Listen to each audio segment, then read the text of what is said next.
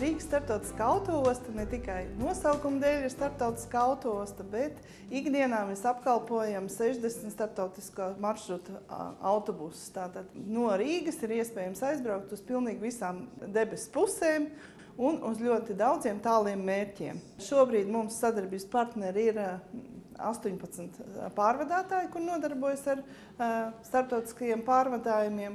Un tā kā šobrīd ir sākusies arī turisma sezona, tad pieaug intensitāte, nāk papildus reisi klāt. Īpaši minam virzieni kā Igaunija, Lietuva, Vācija. Un jūnija beigās ir plānots arī, ka būs vairāk reisi uz Krieviju, Baltkrieviju, uz arī Ukrainu. Jāsaka, ka šo sezonu, turismu sezonu sākot, ir arī vairāk jauninājumi. Rīgas autoostu starptautiskajā kasē ir iespējams iegādāties biļetes uz šiem reisiem, un ne tikai uz šiem reisiem, kas attiek no Rīgas, bet, piemēram, Lietuvas gadījumā ir iespējams iegādāties arī reisus, kuru galapunkts un sākuma punkts ir, piemēram, Lietuvā kādas pilsētas. Ja ir nepieciešama kāda papildus informācija, lūdzu zvaniet, apskatiet informāciju autoostas mājaslapā vai arī iegriežties Rīgas starptautiskajā autoostā tieši šeit starptautiskajā kasē. Un vēl tāds jaunums ir, ka mums sāk darboties arī biļešu tirzniecības pašapkalpošanās termināls.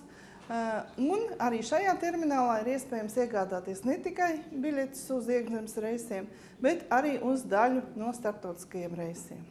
Vasara ir sākusies, Rīgas starptautiskā autoosta ir gatava uzņemt daudz viesus no dažādām ārvalstīm un arī aicinu visus mūsu valsts iedzīvotājus atrast laiku, lai aizbrauktu uz tuvākām vai tālākām zemēm un izmantojot tik ērtu un vienkārši transporta līdzekli kā autobusu.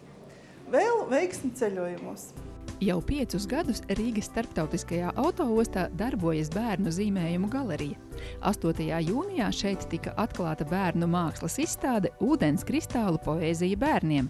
Darbus radījuši Jāņa Anmaņa bērnu mākslinieciskās fantāzijas akadēmijas un Jāņa Rozentāla Rīgas mākslas vidusskolas mazās mākslas skolas dalībnieki. Tas ir starptautisks Emoto miera projekts, kura mērķis ir bērniem visā pasaulē vecumā no 3 līdz 12 gadiem dāvināt bilžu grāmatiņu Ūdens vēstījumi, ticot, ka šis vēstījums nesīs mieru, mīlestību, prieku un palīdzēs mazināt civilizācijas radītos postījumus. Latviešu valoda ir 27. kurā šī grāmata tiek tulkota. Laipni aicinām uz Rīgas autoostu, kur ir apskatām unikāla izstāde Masaru Emoto Ūdens kristāla poēzija bērniem. Laipni gaidām!